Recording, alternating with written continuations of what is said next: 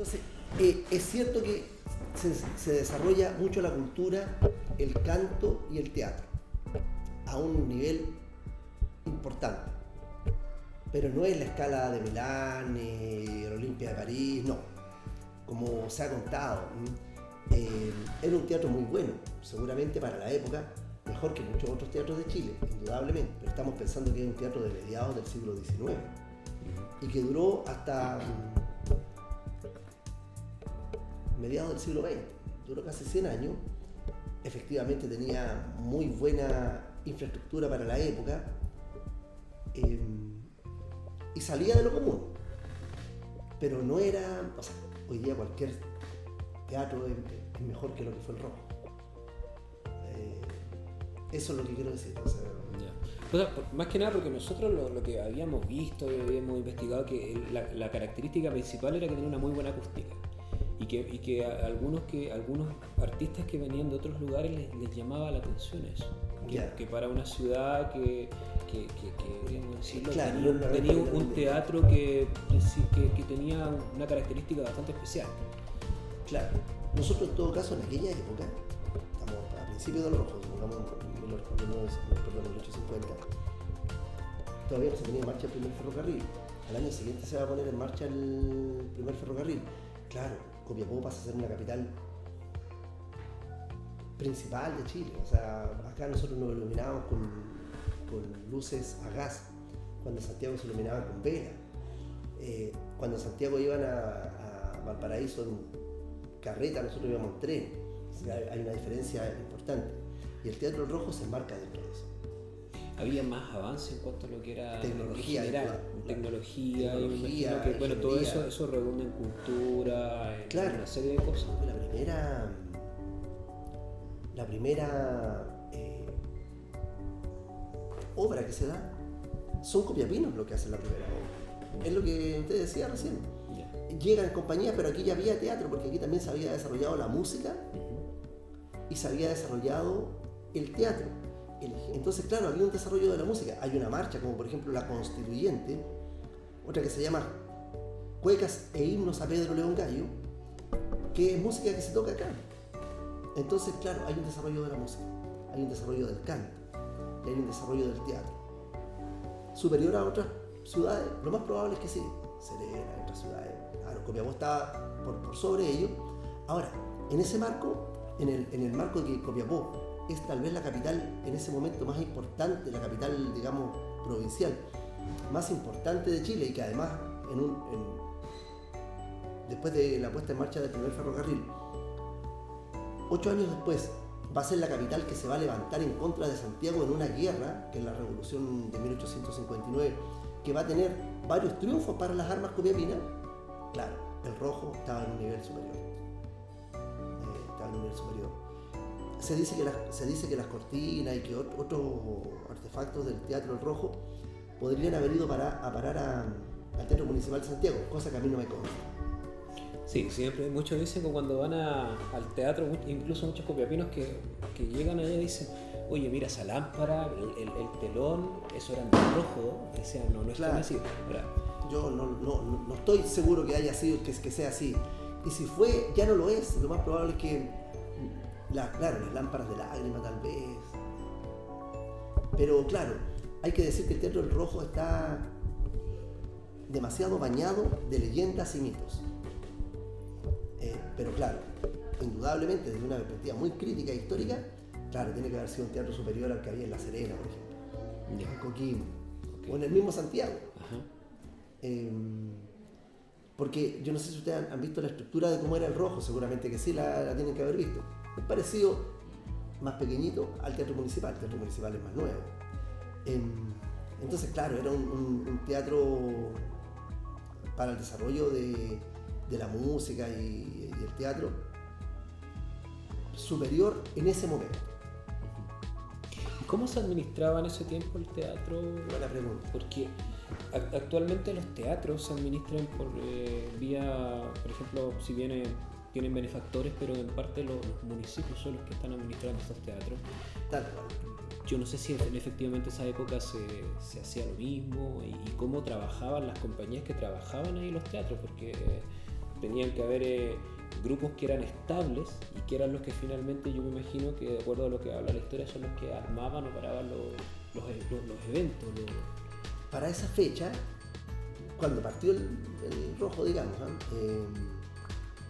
el alcalde debe haber sido Anselmo Caravantes. Ya. Que finalmente este caballero era un liberal y se termina volviendo radical. Junto con ellos, por la misma época había aparecido una agrupación que era la Junta Minera. La Junta Minera incluso tenía policías. Lo más probable, esta es mi opinión, después podemos mirar algunos libros si ustedes quieren, es que la Junta Minera haya sido quien suministrara el dinero para la administración del Teatro del Rojo. La Junta Minera se encargaba de guardias policiales, ornamento de la ciudad, limpieza. Y la Junta Minera agrupaba a los principales empresarios mineros de la época. Los Mata, los Gallo, los Goyenechea. En esa época estaba aquí también ¿cómo se llama este señor? Los Edwards, los Subercasó, los Osa. Entonces lo más probable es que de ahí haya salido la administración del Teatro del Rojo. Ahora, con respecto a las compañías, yo creo que eran compañías, no eran profesionales. Eran semiprofesionales. Recibían gente que tenían algún gusto por el arte y que eran también talentosos. Efectivamente. Y sí se contratan compañías que vienen pasando. Porque el puerto de Caldera, a pesar de que es un puerto importante, nunca rivaliza con Valparaíso ni con los puertos de más al norte, el Callao, en fin, los puertos peruanos. Entonces, es muy probable que se hayan bajado, porque hay que pensar lo siguiente: para una compañía en los primeros años, bajarse en Caldera y venir a Copiapó era súper simple. Y porque además iban a hacer una cosa inaudita acá, iban a andar en tren, cosa que en otros lados no lo iban a hacer. Se bajaban, cualquier otra compañía se bajaba en Valparaíso, iba a Santiago en 2 días en carreta, se bajaban en Caldera, se subían al tren, era 1 hora, 2 horas a Copiapó. 60 kilómetros antes se hacían en 2 días. 60 kilómetros de Caldera a Copiapó en esa época en 2 horas. Es lo que nosotros hoy día vemos así, por ejemplo, en Europa. No, es que este tren bala va a 400 kilómetros por hora y nosotros decimos, ¡oh! Eso decían antes de nosotros, ¡oh! Entonces, claro, para una compañía de artistas, no era ni un cansancio ni una molestia venir a Copiapó. Era muchísimo más cómodo. Absolutamente cómodo. Y además conocían la novedad tecnológica del momento, que era el ferrocarril. Si estamos hablando de compañías sudamericanas y chilenas. Entonces no era una molestia. No es que hoy vamos a tener que hacer una peregrinación a Copiapó para ir a ese famoso Teatro del Rojo. No, oye, subámonos, nos vamos en la mañana, actuamos, volvemos en la noche. Que para la época era una modernidad, pero así, increíble, brutal.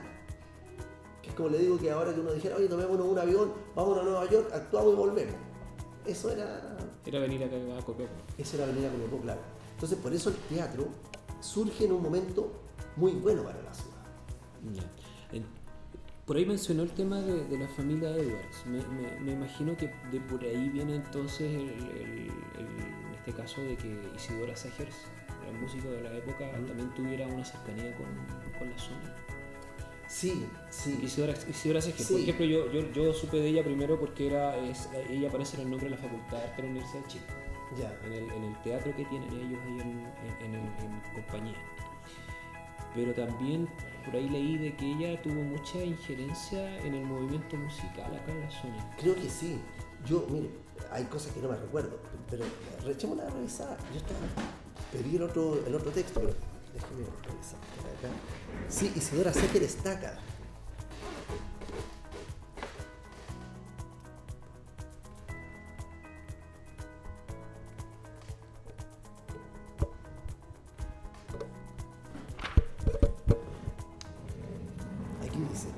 El escritor y diplomático Manuel Bianchi, en una de sus crónicas periodísticas, dice: el afán en Chile por la ópera es quizás una de las más antiguas formadas en América Latina. Fue iniciada por doña Isidora Segers. El señor Bianchi, al referirse a la señora Segers, de Uneus agrega: muy pronto los salones de esta pareja recibieron a los escritores, pintores y sobre todo músicos, tanto chilenos como extranjeros. Desfilaron por este hogar don Andrés Bello, Mercedes Marín, José Joaquín Vallejo, Rogenda, etc. El profesor e historiador cacameño Navegas, en su crónica periodística, dice: por motivos de salud, la señora Seger vivió sus últimos años en Copiapó. Aquí se viene a vivir Isidora Seger, fundando aquí la Sociedad Filarmónica. Su dedicación hizo surgir aquí elementos musicales de valor, entre ellos la señora Tadea Fraga, quien llevó adelante esta sociedad musical. Claro, la Isidora Seger participa en la vida cultural de la región. Y como dice el profesor Navegas Echiburú, ella termina sus días acá y da origen a esta sociedad filarmónica. Pensando que ya, ¿no es cierto?, el 48, 49, ya el rojo estaba en funcionamiento. Entonces es una personalidad. Era Seger de Uneus. Ella tuvo mucha injerencia entonces en el movimiento cultural acá. Claro. Y principalmente, o sea, ayudó a potenciar aún más, me imagino, el rock. Claro, principalmente porque era una experta. Aquí habían intelectuales importantes. José Joaquín Vallejo era un intelectual importante. Manuel Antonio Mata era un intelectual importante. El mismo Guillermo Mata era poeta, era un intelectual. Pedro León Gallo era escritor, escribía crónicas, hacía análisis de situación política coyunturales. Entonces eran tipos relativamente cultos. Entonces, cuando llega Isidora Seger, claro, se encuentra con una sociedad que está huyente, que es culta. Se había fundado la logia número 3 de los masones, que es una de las primeras logias de Chile, y los masones influían fuertemente en la ciudad de Copiapó a través de la puesta en marcha del Liceo de Niñas, del Liceo de Hombres y seguramente de la Sociedad Filarmónica. Seguramente. Entonces, claro, es una persona que dinamiza y fortalece el movimiento lírico acá. Don Guillermo, ¿qué más sabemos nosotros del rojo? Aparte de que fue un gran polo cultural acá en Chile y que eventualmente terminó en lo que terminó, desgraciadamente. ¿Qué otras deben haber como anécdotas como interesantes que a lo mejor la sociedad o la gente todavía no conoce, o que se hablan o se dicen cosas de... Bueno, usted tiene toda la razón cuando dice que cómo termina. El rojo termina mal porque ya había caído en descuido. O sea, lo que es importante, una cosa que me parece interesante mencionar es que el profesor Guido Pizarro, un profesor de historia muy importante en la región y en la comuna, cuando era niño él ve cuando se quema el Teatro del Rojo, y él cuenta después, él afortunadamente todavía está vivo, que él vio el incendio, pero no se percató de la importancia que tenía ese hecho que él estaba viendo en ese momento. Claro, igual lo conversábamos, era un niño.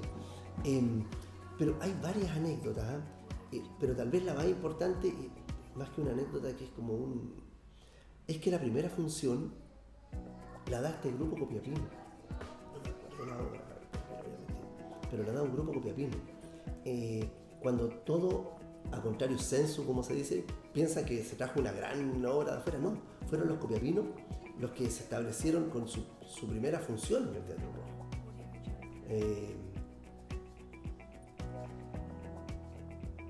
Se comenta, y a esto yo no doy ninguna fe que esto sea verdad, que en algún momento, a propósito de la anécdota de que estamos hablando, se pensaba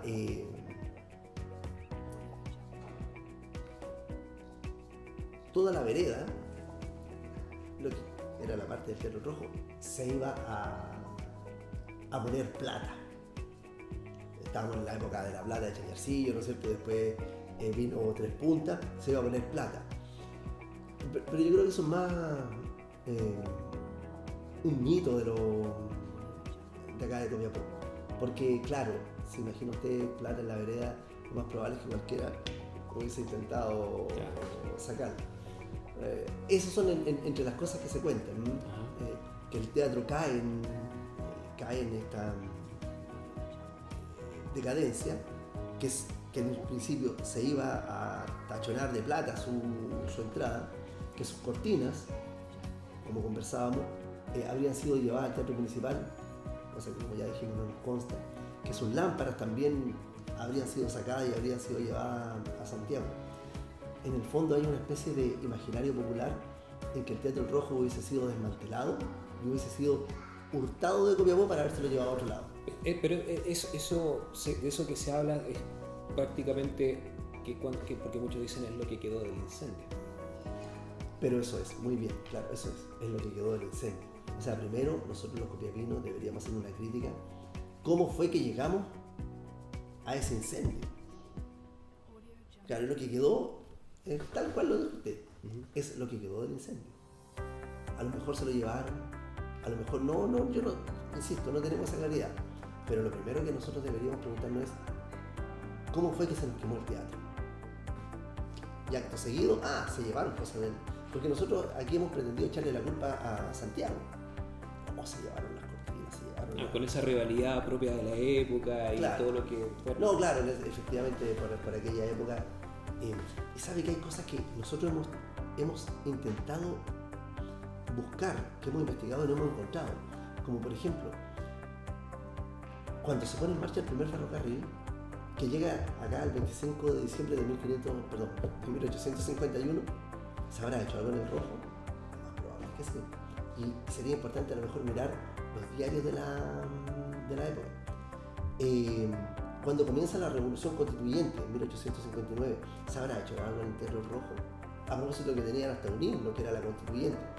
Lo más probable es que sí, pero de eso no tenemos todavía, no hemos logrado investigar y encontrar ese dato, que sería muy importante hacerlo. Ahora, a propósito de lo que usted nos pregunta, y otras investigaciones.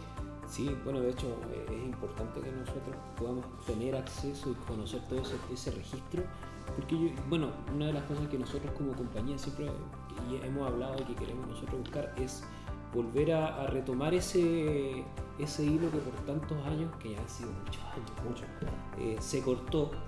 Que quizás a lo mejor, como dice usted, a lo mejor ese descuido hizo de que a lo mejor con el tiempo se olvidara.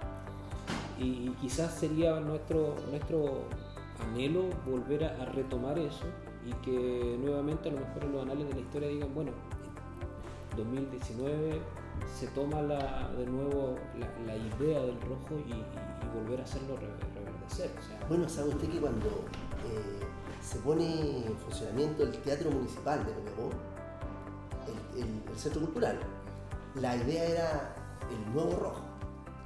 De hecho, yo me recuerdo que cuando fue, me parece que el año 2005, cuando se inauguró la Sala de Cámara, primero, se hablaba el proyecto en general era transformar la Alameda en el sector cultural, claro. Y que el epicentro iba a ser el teatro, ¿no? Que todavía todavía estaba la escuela.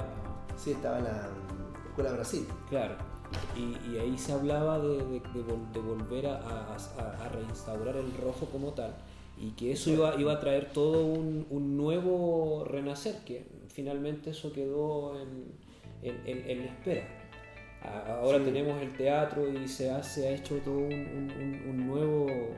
una nueva redirección de esto, pero creo que todavía le falta eso que a lo mejor antes todavía estaba, eso sí. De que con pulso se trabajara, de que con pulso se hacía y que se vuelva a volver a hacer, pero como corresponde, o sea, que como antiguamente la historia se hacía. Lo más probable, que es como usted lo está relatando, ¿no? Incluso lo relata mejor que yo. En esa época, cuando era la Escuela Brasil, ya se hablaba del nuevo rojo. De hecho, hubo algunos escritos en la prensa que decían que ahora se reverdecían los laureles del rojo.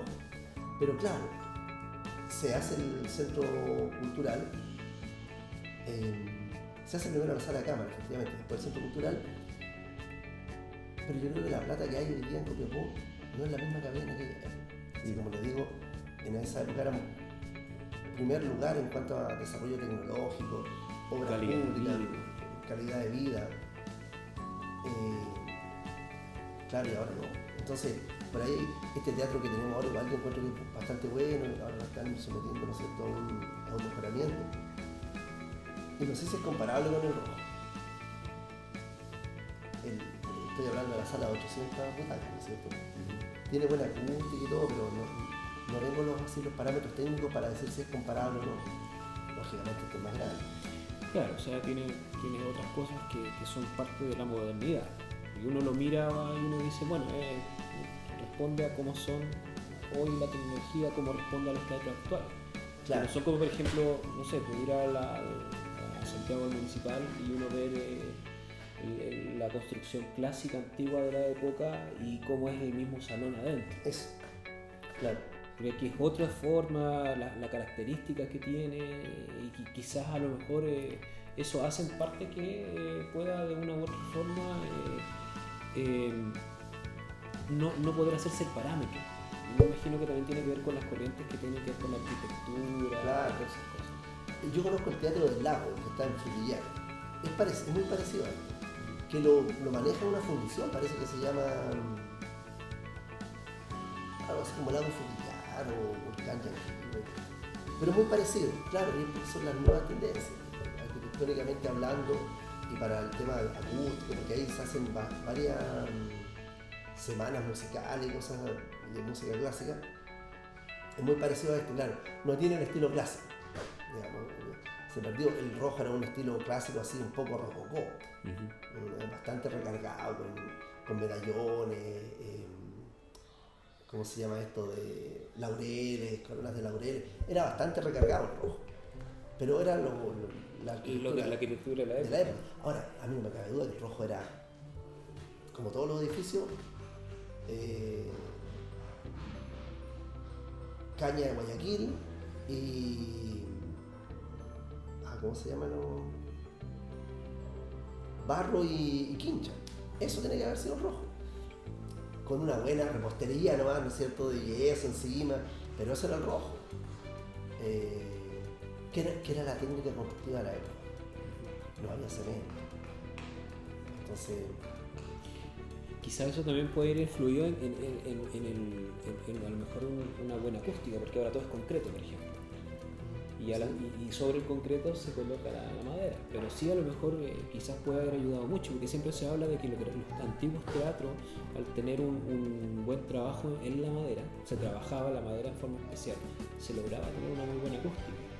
Las cúpulas que tenían también los teatros, porque la mayoría de los teatros tenían estas cúpulas tipo, si lo podemos decir, campanadas, como las grandes catedrales, que hacía de que diera la posibilidad de que el sonido que se generara era de un alto nivel. Claro, yo pienso que el rojo tiene que haber tenido su público. No hay un plano. Bueno, de hecho incluso son muy pocas las imágenes que hay como una imagen puntual que es como este era el rojo en Copiapó y bueno, la imagen que a todos les duele, que la del incendio. Que la del incendio, claro. Sí, pero no hay más. Yo creo que en la historia de Copiapó de Carlos María Santiago me parece que hay como una foto, creo, pero del interior ya, pero tiempo después. Claro, no hay imagen. O sea, hoy día nosotros levantamos la figura del rojo, pero en ese momento, lo que conversábamos, tiene que haber sido un teatro importante, pero no fue la mayor preocupación de esta gente. Ahora, pensando que pusieron ferrocarril, ¿no es cierto? Pusieron un liceo de hombres, un liceo de niñas, pusieron un teatro, ya, igual la élite copiapina del siglo XIX se preocupó de abarcar varios espacios de la ciencia, el arte, la cultura y la ingeniería. Claro.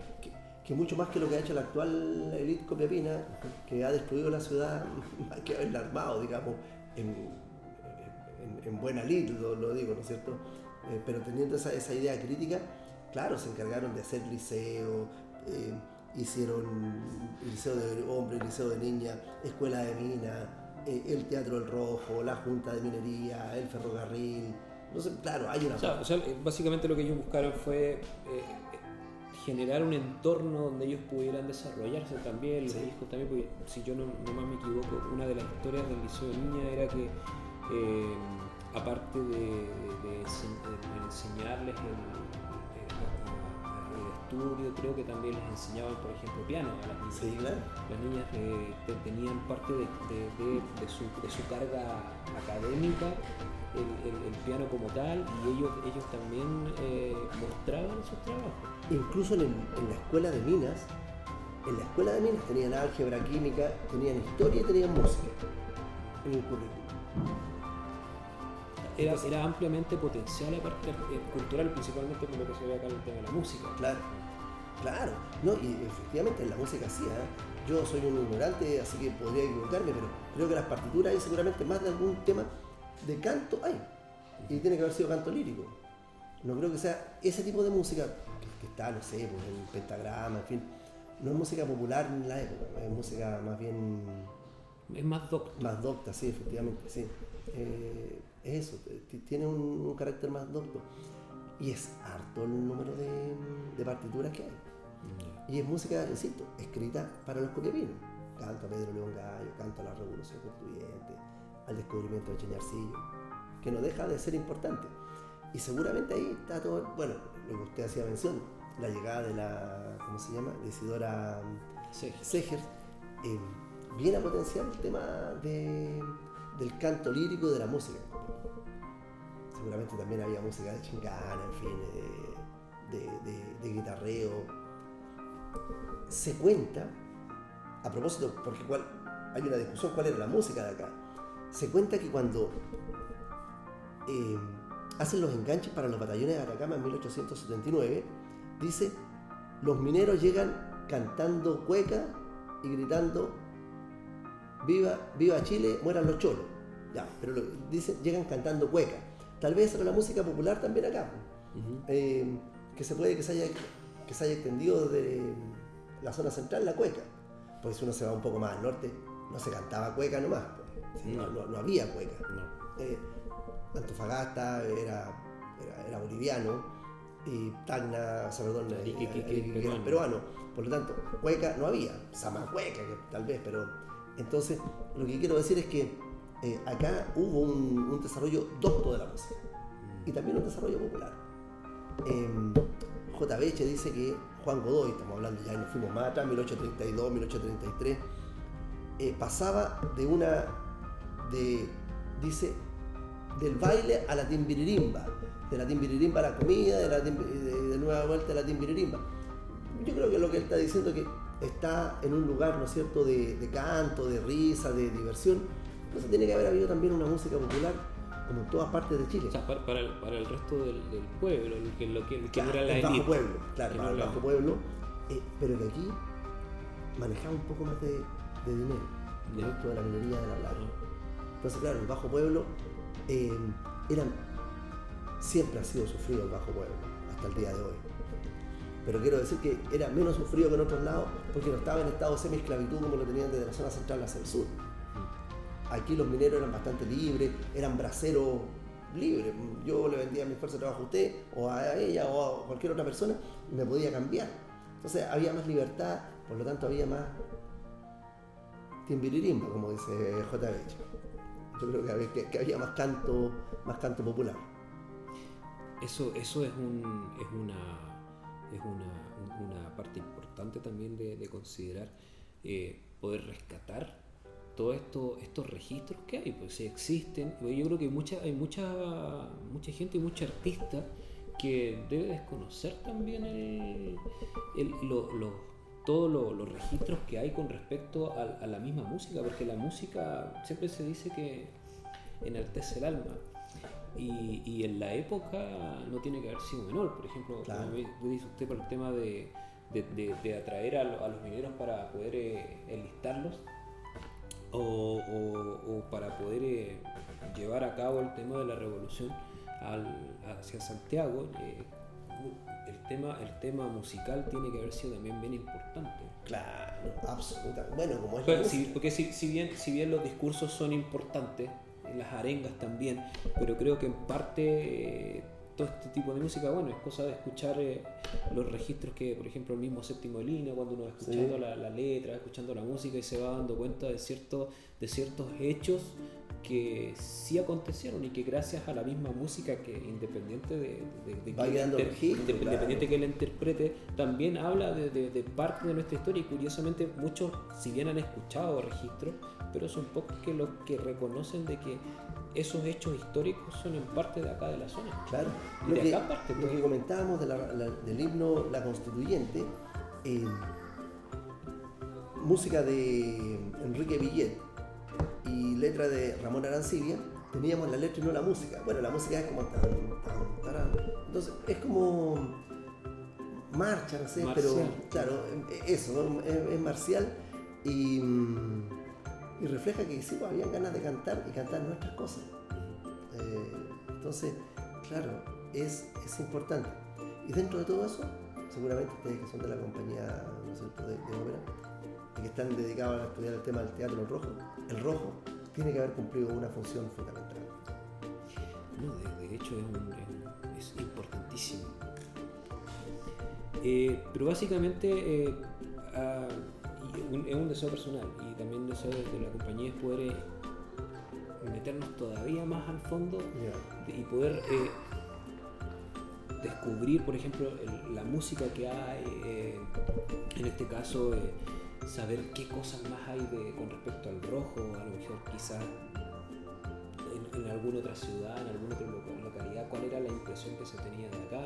Pero yo me imagino que hasta en Santiago tienen que haber escuchado, por ejemplo, el rojo y de lo que se hacía. No, es muy probable, claro.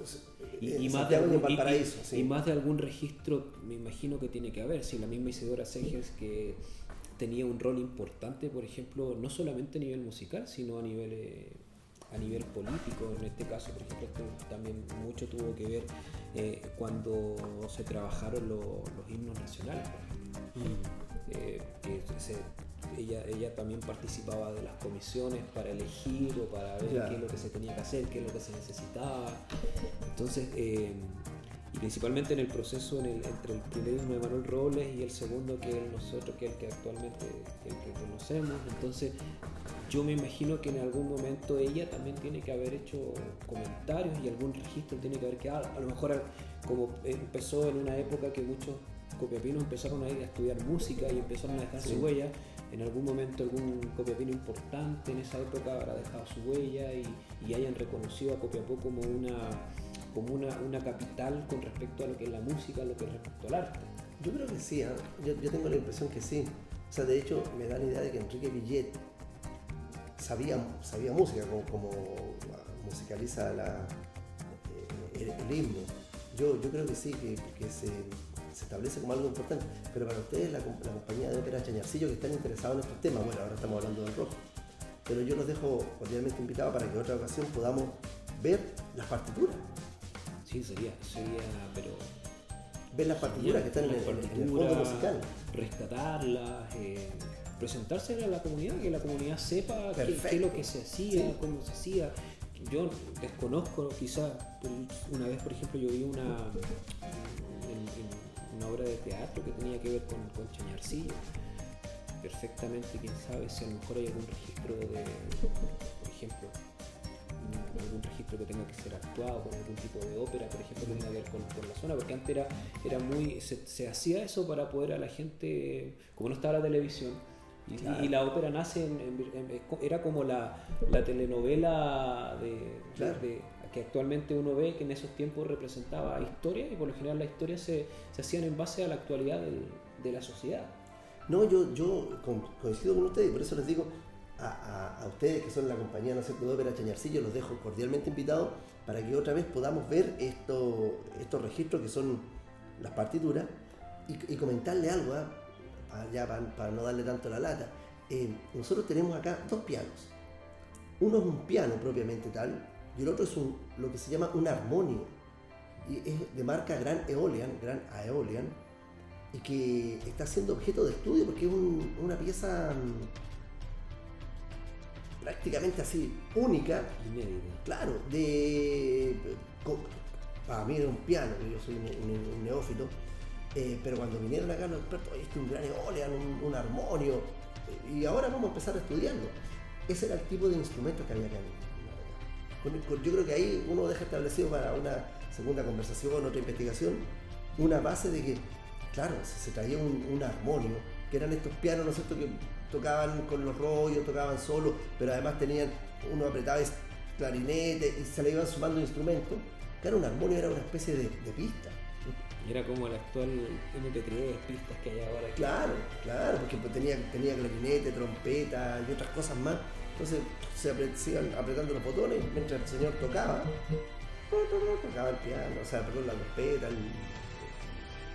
No voy a hacer más onomatopeya, no soy bueno, pero quiero decir que era un gran instrumento para él.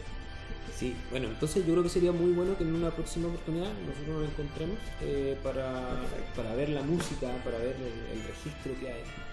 Si me dicen que hay mucho, debe haber cosas muy interesantes de observar, conocer los mismos instrumentos. Y bueno, yo creo que le queremos agradecer por habernos abierto la puerta del museo, que es una joya. Una joya para estos tiempos.